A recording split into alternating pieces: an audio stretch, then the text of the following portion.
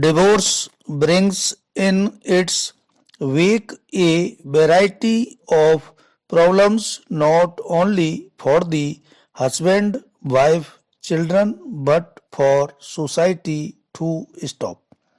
A very practical and serious one for the divorced wife is that she is rendered homeless or shelterless. Stop.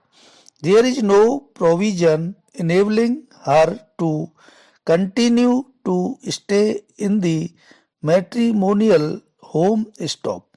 Very few women have properties of their own, so where do they go after leaving the matrimonial home? Sign of interrogation.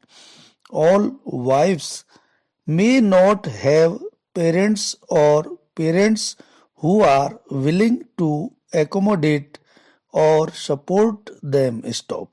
The problem is worse when there are children. Besides, many women themselves may not want to go back to the parental home for diverse reasons. Stop.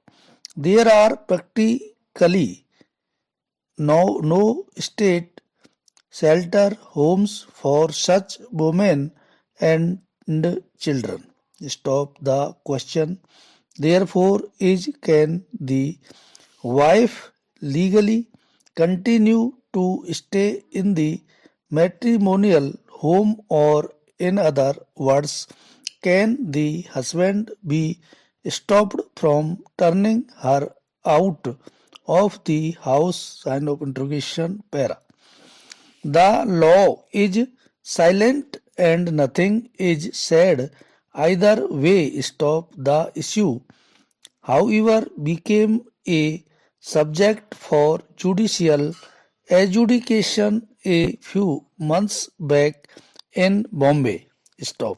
A wife was driven out of the matrimonial home in 1984 after 5 years of marriage. Stop.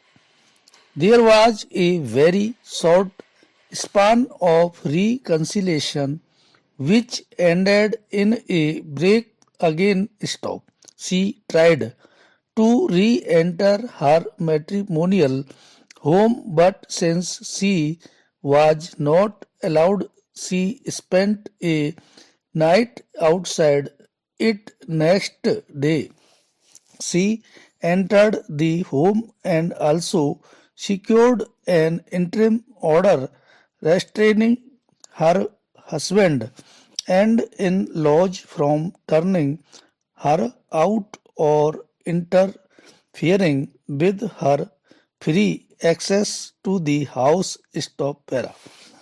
Dissatisfied with this order, the husband went in appeal to the High Court and the judge vacated the lower court's order on the ground that the wife's re-entry to the house amounted to forcibly capturing the premises. Stop. It was contended on behalf of the wife that the house, being the matrimonial home wherein she had lived for many years, she had a right to reside there, and that her being kept away from that house for some time should not defeat her right to come back and stay there. Stop. The court, however, did not accept this argument and held that if this argument was accepted in all its implications, it would be impossible to prevent public disorder on a very wide scale. Stop. Today, it is a case of a wife entering her alleged matrimonial home. Stop. Next, it will be others including persons with all sorts of claims existent, bona fide, dubious and dishonest. Stop. A state subject to the rule of law cannot permit this to happen, nay, not even in the name of feminism or for protection of the deserving. Stop para. The fact whether the house is owned by a joint Hindu family or by the husband individually is an important point to be considered in such a case according to the court, and in this case this fact was not clear. Stop para. The judgment is bound to raise a debate. Stop. It is difficult to swallow the argument or apprehension. Stop.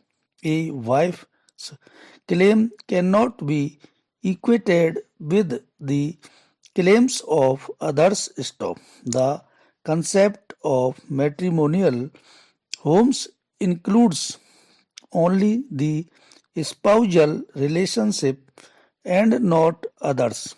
Stop. But at the same time, it may not be just or fair to vest in any spouse an absolute right to stay in the matrimonial home even after the bond is served. Stop para.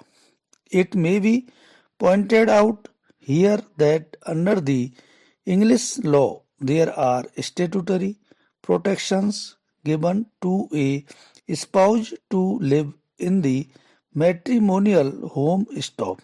These rights or protections are granted by the Matrimonial Homes Act 1967 and by the Domestic Violence and Matrimonial Proceedings Act 1976. Stop.